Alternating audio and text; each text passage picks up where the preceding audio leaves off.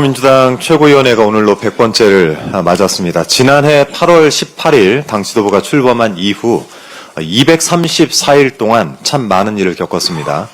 멀고 험한 길이었지만 성숙한 국민 덕분에 수많은 어려움을 잘 이겨낼 수가 있었습니다.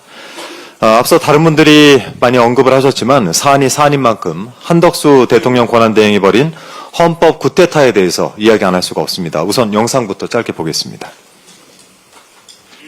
헌법재판관 후보자 3명에 대한 국회 표결이 예정됐던 지난해 12월 26일 대통령 권한대행인 한덕수 국무총리는 갑자기 대국민 담화를 발표해 국회가 선출해도 이들을 임명하지 않을 거라고 못 박았습니다. 재판관 3명 추천권이 국회에 있어 임명은 형식적인 절차에 그치는 상황이었지만 권한대행이 대통령의 권한을 함부로 쓸 수 없다는 이유를 댔습니다. 헌법기관 임명을 포함한 대통령의 중대한 고유권한 행사는 자제하라는 것이 우리 헌법과 법률에 담긴 일관된 정신입니다.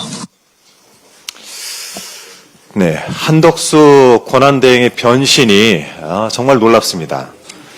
지난해 12월 26일에는 대통령의 중대한 고유 권한 행사는 자제하라는 것이 헌법 정신이다 라면서 국회 추천목도 임명을 하지 않고 버티더니 어제는 도대체 무슨 자신감으로 대통령 몫을 지명해서 그 중대한 대통령의 고유 권한을 함부로 행사하는 것입니까? 그러한 권한을 누가 준 것입니까? 윤석열입니까? 국민의힘입니까? 본인도 위헌임을 알면서 자행한 이 행위는 헌정 질서에 대한 도전이자 국민을 향한 도발입니다. 한간에는 한덕수 권한대행을 대통령으로 출마시키자며 작당 모의를 한다는 이야기가 들립니다. 이미 방송에서 몇 번 언급한 바가 있습니다만 윤석열이 파면되면 안정적인 국정 운영 이미지를 만들기 위해서 먼저 미국 측과 영어로 소통을 하는 모습을 연출하고 또 트럼프 정부를 상대할 수 있는 통상교섭 전문가 출신 대선 후보를 만든다라는 어설픈 시나리오였습니다. 그러면서 임기 단축을 들고 나올 것 같다라는 예측이 있습니다.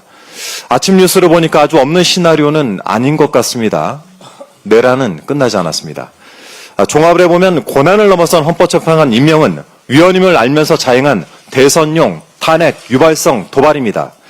헌법학자 100여 명으로 구성된 헌법학자회의는 대통령 몫의 헌법재판관 후보자 지명은 대통령이 갖는 헌법상 고유 권한이다 라고 지적을 하면서 한대행을 향해 권한대행으로서의 원칙적 한계를 명백히 일탈했다라고 강력히 비판했습니다.